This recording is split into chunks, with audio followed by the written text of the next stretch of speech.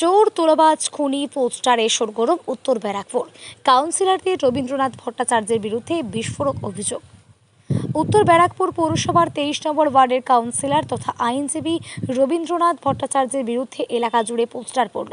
কোথাও লেখা খুনি রবীন ভট্টাচার্যের শাস্তি চাই, কোথাও আবার লেখা তোলাবাজ চোর রবীন ভট্টাচার্য লক্ষ লক্ষ টাকা আত্মসাৎ করেছে, বেআইনি নির্মাণ করেছে, সেই টাকা ফেরত দিতে হবে, আইনি পদক্ষেপ নিতে হবে। এই দাবিতে বিভিন্ন এলাকায় পোস্টার লাগানো হয়েছে। 4 মে ফুল ঘোষণার পর থেকেই সাসপেন্ড থাকা রবীন্দ্রনাথ ভট্টাচার্যকে আবার দলে ফিরিয়ে নেন ব্যারাকপুর লোকসভার সাংসদ পার্থ ভৌমিক। ভোটের শোচনীয় পরাজয়ের পর গা ঢাকা দিয়েছেন তৃণমূলের বহু কাউন্সিলর বলেও অভিযোগ উঠেছে এই বিষয়ে।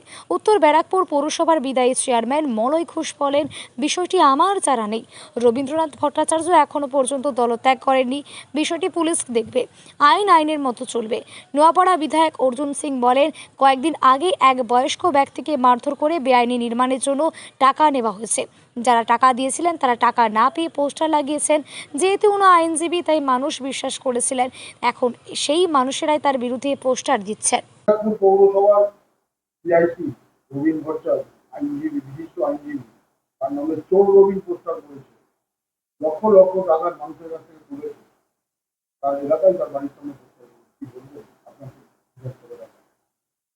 রবীন ভট্টাচার্যের ব্যাপারে সবাই জানে, কিছুদিন আগে একটা বুড়োকে মেরে খুন করে দিয়েছিল। যেহেতু অ্যাডভোকেট আছে, সেই সুযোগ পেয়েছে, কোর্ট ওকে বেল দিয়ে দিয়েছে। হ্যাঁ, ও তো খুন করেছিল না কিছুদিন আগে, আপনারা জানেন। আর লোক থেকে পয়সা নিয়েছে, ওই পৌরসভাতে চাকরি দেবে, লোক থেকে পয়সা নিয়েছে বাড়ি ইলিগাল কনস্ট্রাকশন করাবে। এখন তো সরকার চেঞ্জ হয়েছে, ইলিগাল কনস্ট্রাকশনের উপরে পৌরসভা খুব করেছে, মানে পুরো ইনকোয়ারি চলছে, তদন্ত চলছে। তখন ওকে ওখানকার যারা ওকে পয়সা দিয়েছিল তারা ওর থেকে পয়সা চাইছে, ও পয়সা দিচ্ছে না, তখন বাধ্য হয়ে তারা পোস্টার লাগিয়েছে। এই হয়েছে ঘটনা। আরে কিসের বিশিষ্ট আইনজীবী? যে আইনজীবী আইনকে হাতে নিয়ে চলে, সে আবার বিশিষ্ট আইনজীবী হয় না। ও তো একটা বয়স্ক মানুষকে খুন করেছে, আবার বিশিষ্ট আইনজীবী কি করে?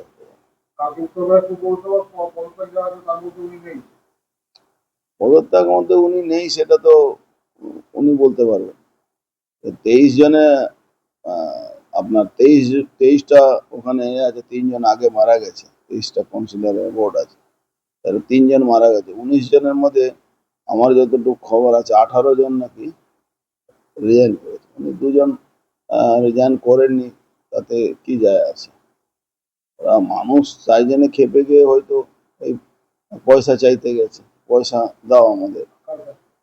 রবীন ভট্টাচার্যের কাছে পয়সা পায় অনেক মানুষ, তার পয়সা নিয়েছে, কাজ করিনি, বাড়ি প্ল্যান বলেছে বানিয়ে নিতে, প্ল্যান বানায়নি, বা হয়তো এখন সরকার চেঞ্জ হয়েছে, তদন্ত শুরু হবে, তার জন্য লোক চাই, ভাবছে কি আর তো ইলিগাল কাজটা হবে না, পয়সা চাইছে, এরকম হতে পারে।